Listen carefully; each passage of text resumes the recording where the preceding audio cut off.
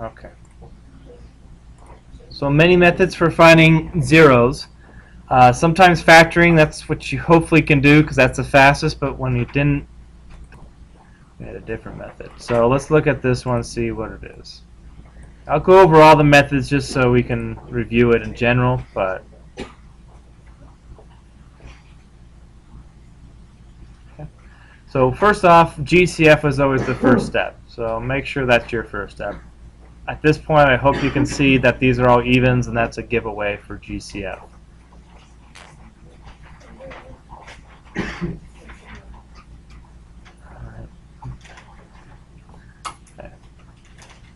And that does the GCF doesn't affect the zeros in any way. So once we take it out, we don't have to really worry about it anymore. But this remaining part, that's what we want to factor.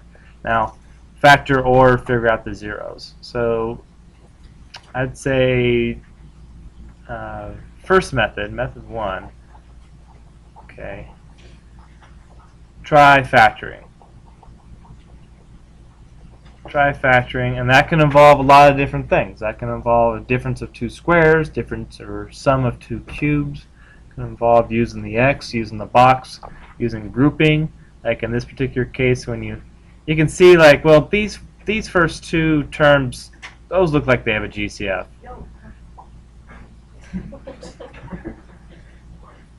These two terms, those look like they have a GCF. That's a good hint that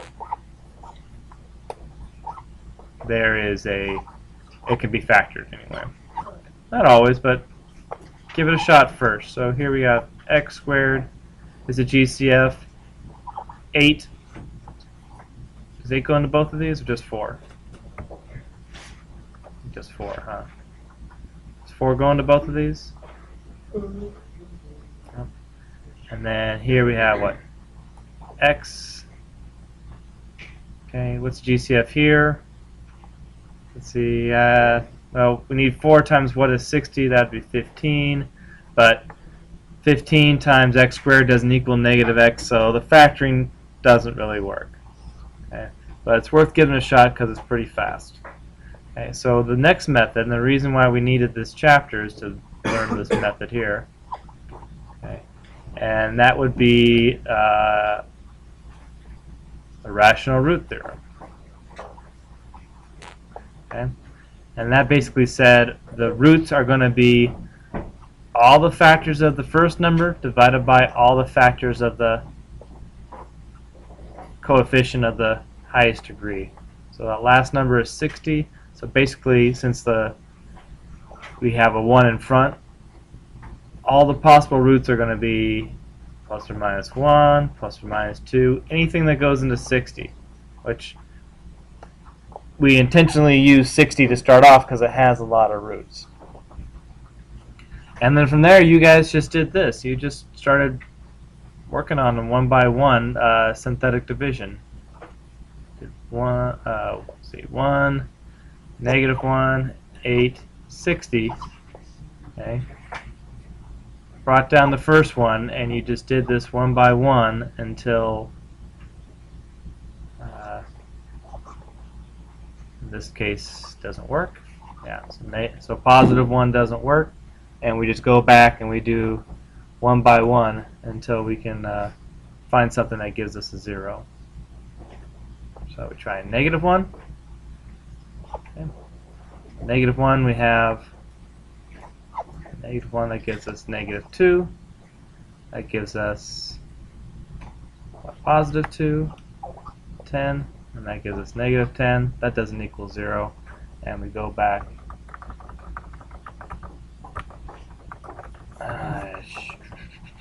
Should have done that last time. Okay. We go back and try a different number. Try 2, -2. And it was a process that wasn't always speedy, but eventually it does work. In this case, let's try 2. By the way, when you see bigger numbers like this, that means the roots are usually bigger. So if you see like 60 and these are all small, and then 60 all of a sudden, maybe skip 1, 2, but it's always a guess. Alright, and we go here. 2, 2, 1. Yeah, that doesn't look like it's going to work either. Alright, you can kind of start telling ahead of time. -2, -3, 6, 14. So getting bigger, but not big enough. All right, let's try 3. -3, -4, positive 12, and that's what, 20, and -60. There you go. So -3 is one of our zeros.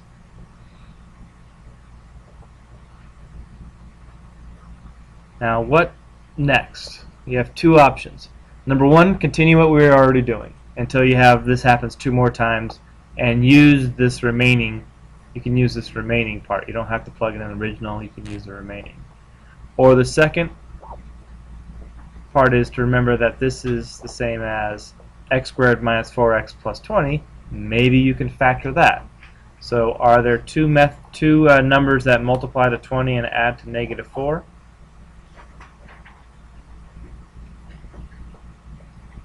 Okay. Any two numbers?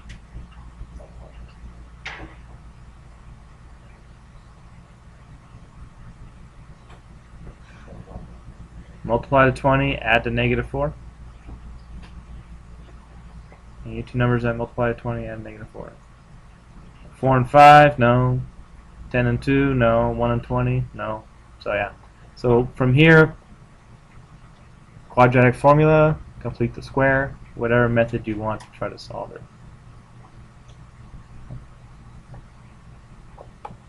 And then go ahead and solve it. So your answer, once you solve that, you'll get 2 answers from here from using quadratic formula, and then -3.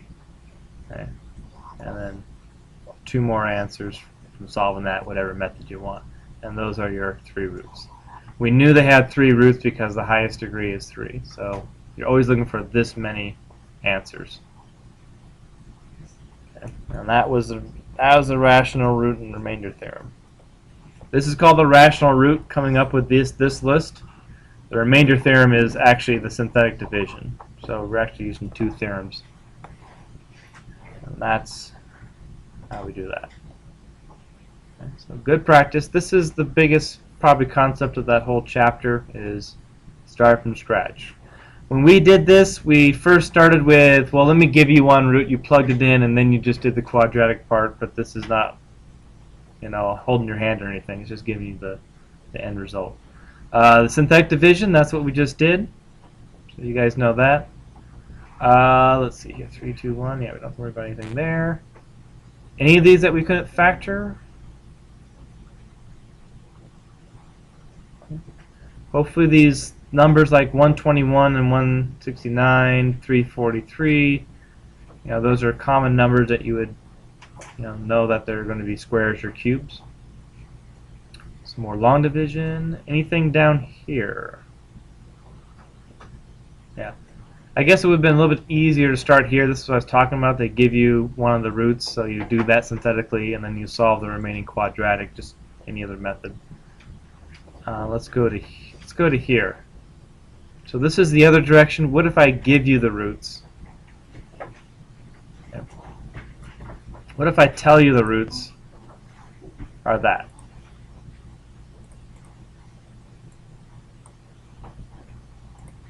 Yeah. Those are the roots. How do we come up with an equation? Go the other direction. Alright. So this one was a little bit easier. Remember, roots mean zeros. So 3, why is it x minus 3? Because when you plug in 3, you get a 0. So over here, it'll be plus 4, because when you plug in -4, you get a 0. So that's what gives you zeros. That's one way to look at it. Some just think, well, it's just the opposite sign. If you say that, just please understand why it is the opposite sign, and it's not just a step to remember, but that's the reason. All right, and then go through and multiply all those together. So you would have to do x minus 3, and then if I multiply these two together, I'd get x squared plus 10x plus 24, and then one more time, multiply all those together. get your answer. Now, there's a little bit more work when these, if they're nice integers, that's nice, easy. When they're like imaginaries, they just have an I in it. Or if they're complex, that means they have a real and an imaginary, 1 minus 2i. Remember, those always come in pairs. So one of the biggest, or one of the things that was kind of missed, I believe, for you guys a little more often than it shouldn't have been, is that when you see this, know that, well, there's 2 of these, right? And there's 2 of these. This has 4 roots. My final equation is going to be x to the 4th something. Okay, not just saying, so we have x minus 3i, but we also have x plus 3i. Okay, and here we have, what was it? X minus 1 minus 2i, and then hide that away. X plus. Actually, I think they're both x minus. Yeah, x minus 1 plus 2i. Yeah, that's what it is.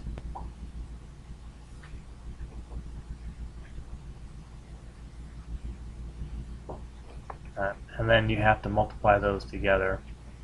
Multiply all that out, and that'll give you a long polynomial. There's a couple ways of doing this. Let me think here. What gives you that? One way is just to do, let me erase this. One way is just to do the completing the square backwards. Sometimes that's a little bit easier than anything else. Erase. Out of the way. Okay. So if I had x equals plus or minus 3i, okay, and just work backwards to undo it. That's one way of doing it. So what is 3i squared?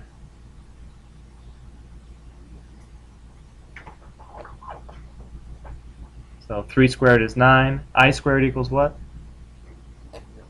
Negative 9, negative 1, so it's negative 9. 3i squared is negative 9. So x squared plus 9. So when you multiply these two together, you get x squared plus 9. And over here, same thing. We can say if x equals plus or minus, let's see, 1 plus 2i and 1 minus 2i.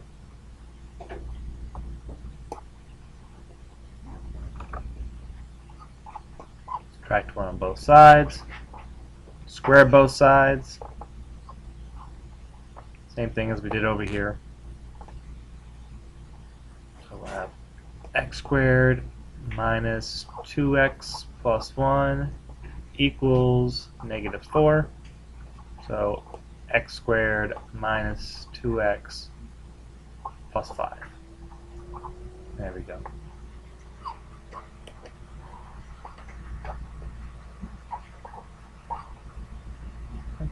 And then you have to go through and multiply those two together, and that'll give you your equation that's x to the 4th.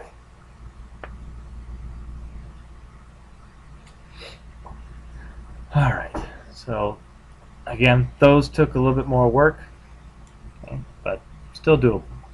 Realize this is just completing the square. What I just did right here, that's completing the square backwards.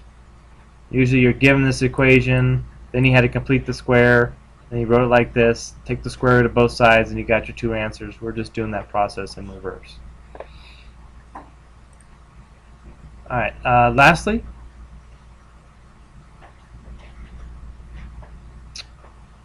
what are the zeros here? So let's find all the zeros. First of all, how many real zeros are there? Just by looking at the graph. 2. Yeah, it crosses the x-axis twice. One of those roots is negative 1. The other root is positive 6. That means there's 2 imaginary roots. So what we can do,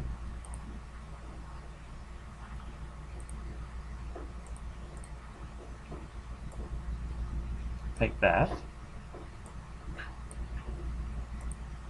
Alright, so what we can do here is synthetically synthetically go ahead and divide this through. And 120 negative.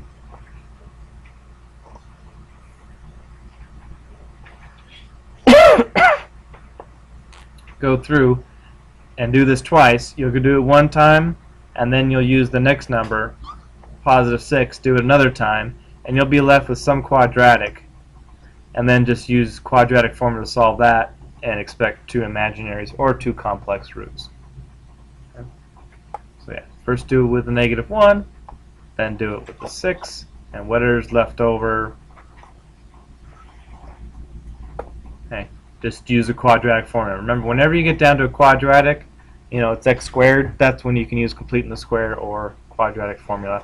Factoring if you're lucky, but in this case, we already know the roots we're looking for are imaginary, so don't try factoring. That only works with real roots. Okay. So, again, I urge you to work on this. It will take a little bit of time, but by the, you guys have a weekend, so you still have a little bit more time. Okay, but it doesn't mean infinite amount of time. Tomorrow we'll work on this. The keys for all of these are posted with the review. So if you find the review on Schooloop, right, go down and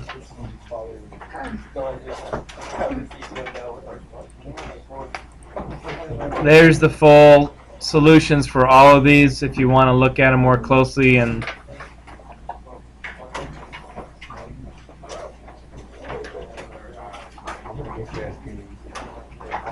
yep. Can you read that? No, that's it.